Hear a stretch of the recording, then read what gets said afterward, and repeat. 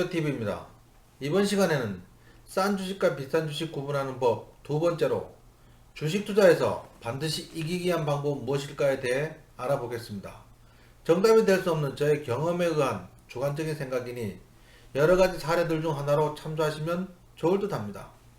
자세히 들어가기 앞서 좋아요, 구독, 알람 눌러주시고 궁금하신 내용 있으시면 질문 또는 응원이나 격려 메시지 남겨주시면 감사하겠습니다. 새로운 영상 업로드시 즉시 알려드리고 또한 저에게 큰 힘이 됩니다. 많은 개인 투자자들이 주식시장에서 번번이 깨지는 경우가 매우 많습니다.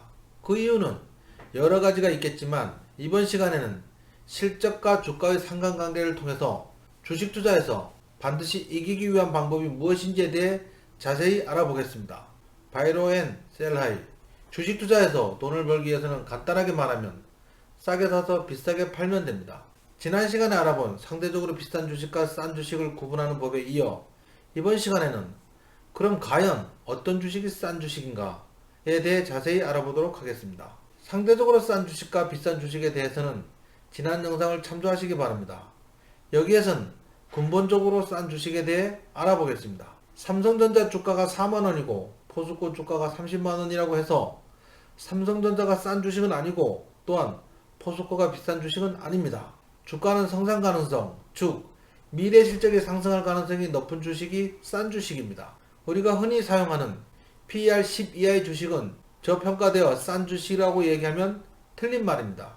당연히 PER 30은 고평가되어 비싼 주식이라고 얘기해도 틀린 얘기입니다. PER은 현재 주가를 한 주당 순이익으로 나눈 것을 말합니다. 여기서 중요한 괴리가 발생합니다.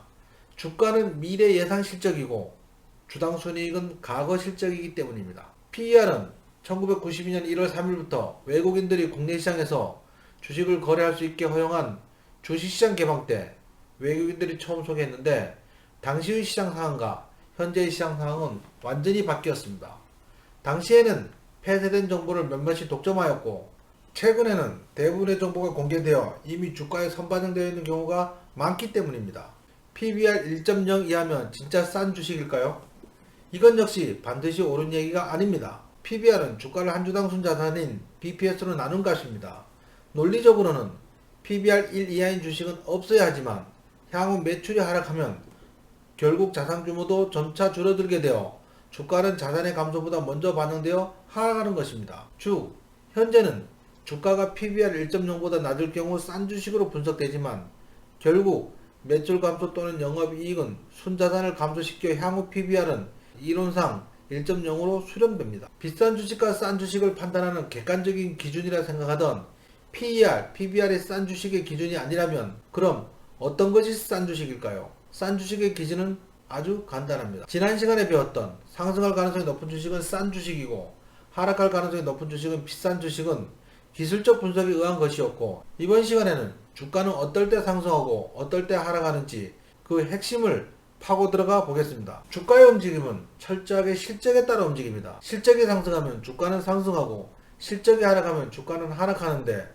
여기서 실적은 미래 실적을 말합니다. 물론 경우에 따라 과거 실적이 현재 주가에 제대로 반영되지 않은 경우에는 과거 실적이 뒤늦게 주가에 반영되어 주가가 상승하거나 하락하기도 합니다. 주가를 움직이는 실제 뉴스를 살펴보도록 하겠습니다. 작년에 난리났던 신일그룹의 돈스코어 이후 사기 사건을 예를 들면 이때 급등한 종목들은 향후 이것으로 인해 실적이 좋아질 것으로 예상되어 몇몇 종목들이 급등하기도 했습니다. 사우디아라비아 원전기술 예비사업자 선정으로 인해 아직 본계약이 체결된 것도 아닌데 기대감에 관련주들이 급등하였습니다. 그 외에도 한미약품, 유한양행, 코롱생명과학 등 제약바이오 관련주 역시 기술 수출, 임상 성공 등의 이유로 향후 실적이 좋아질 것으로 예상되면 관련주들이 상승합니다.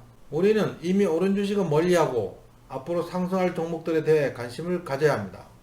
여기서 앞으로 상승할 종목 몇 가지 유형에 대해 자세히 살펴보겠습니다. 어떤 주식이 대주주 갑질, 임직원 횡령, 계약 파기 등의 이유로 실적은 상승하는데 주가는 급락하는 경우가 있는데 이런 경우 악재가 해소되면 실적이 상승하고 있기 때문에 주가는 결국 상승합니다. 실적은 행보하는데 역시 악재로 인해 주가가 급락하는 경우가 있는데 이런 경우 악재가 해소되면 실적 대비 주가가 저평가이므로 주가는 결국 상승합니다. 하락하던 실적 때문에 같이 하락하던 주가가 실적이 다시 상승하는데도 주가는 계속 하락하는 경우가 있습니다. 이런 경우에도 시간이 지나면 결국 주가는 실적에 따라 상승할 수밖에 없습니다. 앞에서 말씀드린 세 가지 유형을 집중 공략한다면 주식 투자에서 성공할 가능성이 매우 높아질 것을 확신합니다. 이상으로 실적에 따라 주가가 움직이는 원리에 대해 자세히 살펴보았습니다. 오늘 영상이 유익하셨다면 좋아요, 구독, 알람 눌러주세요.